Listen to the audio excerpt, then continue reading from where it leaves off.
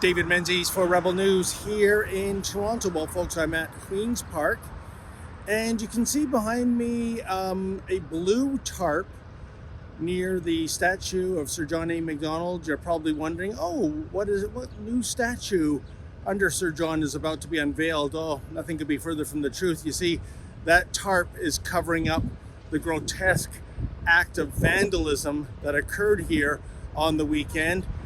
No, it was not from the patriots who congregate here every Saturday asking the Premier to open up the economy as in fully. It was from the de rigueur Black Lives Matter protesters. What they did, folks, is they smeared mostly the base of this statue with vibrant pink paint. They did the same to Egerton Ryerson on the campus of Ryerson University, my old alma mater as well.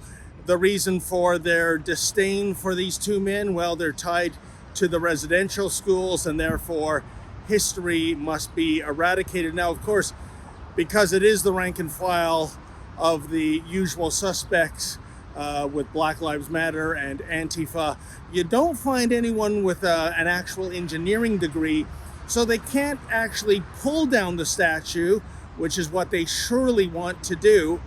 Instead, they just vandalize it with pink paint, or in Kingston, Ontario, with eggs and rocks. Now, folks, there is a somewhat bizarre sidebar to this story, and it's this. Less than 24 hours ago, there was a group of patriots that came here hoping to clean up the statue. They wanted to remove that vulgar pink paint from the statue, and they were basically shooed away by Queen's Park security. Now, I understand they have a job to do, and there's probably a proper procedure for cleansing statues, but they said that a company was on its way to do the cleanup job. Well, more than 24 hours later, it remains wrapped up.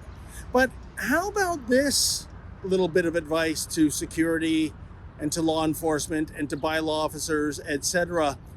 How about the next time you see a mob of thugs vandalizing and spray painting and throwing eggs at a statue of our first Prime Minister here in Canada? Why don't you enact, the law of the land? Why don't you arrest the people who are out to do damage and to vandalize and to desecrate our monuments, as opposed to shooing away the people that want to restore those monuments? Yeah, I know. What a thought. For Rebel News, I'm David the Menzoid Menzies. Hey folks, if you haven't already done so, please consider subscribing to Rebel News Plus.